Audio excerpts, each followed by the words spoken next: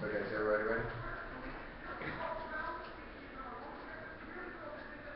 Big mistake by the 2AC by not extending across the impact from the 1AC structural violence is the biggest impact in the round, and the only impact that you're going to go for, the very nature of the affirmative is that of overlooking justification for things like drone strikes. They ignore the personality strikes when non-white that are now used as predators inside the corporate because they are tied to disposable populations. This act of naming and disposability strips away identity and leaves behind nothing. Rodriguez calls this normalized military the military state violence in the world that criminalizes black and indigenous population that intends to tunnel into localized racist state violence. More different racially, ethnically pathologized a lot of population. This includes the victim of the drone strike. Only by revealing this violence can we actually work against it. And now, free of them trying to get some bullshit and trying to get some bullshit impact.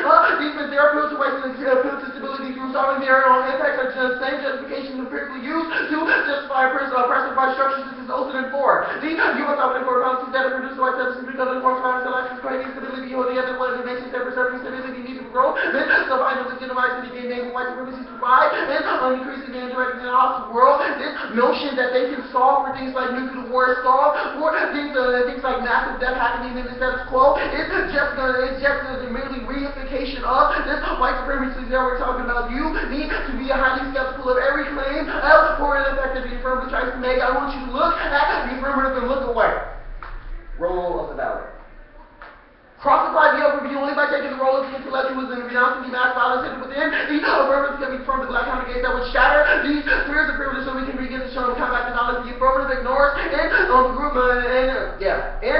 attempts by white authors to speak from nowhere are a veiled form of whiteness. Also, the black body has to be the starting point for interpreting race and critiquing whiteness. This is Yancey and violence that we got rid of the fallacy of superior someone of the theory you're reading reason of our hints. The white philosopher presumes to speak for all of us without slightest mention of it, or race identity, whiteness is being thrown over it, and our rights black body must return to the black body being rated of interpreting racial experience. This function as a lens to which critique whiteness in cross-examining on this question day could not describe to you what whiteness was, what racism was, what it meant to have a lived experience there. Claim as defense analysis or defense intellectuals does not mean anything in context to me or my partner or other black and brown communities. They can't speak for us. You're going to be highly skeptical of every claim that they make and go to the link level. Then we have 5 conceded links. First is the neoliberal mindset. Says the affirmative mindset is one of willfully forgetting the violence hidden within the 1AC. They're going to try to make some spin that says that this means that we were real rejection of the state. We really say that the flashpoint of the state is not necessarily bad right now because it merely reifies and normalizes the violence that is hidden in the 1AC.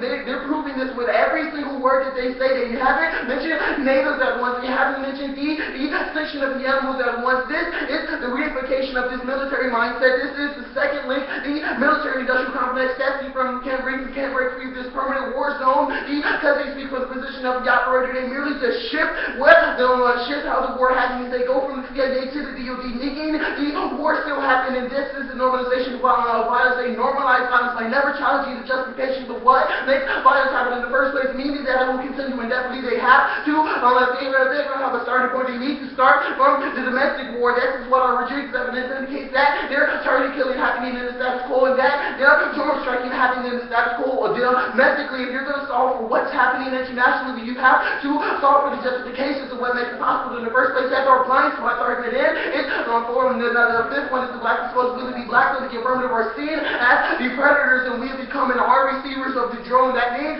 we are what we are. We are the victim of what they just merely reified. These are the white position operators that fire the drones at the black and brown communities. That puts us into this normalized state of black perm. No articulation of what the perm actually is. They merely say that the role of valid means that the perm is possible there.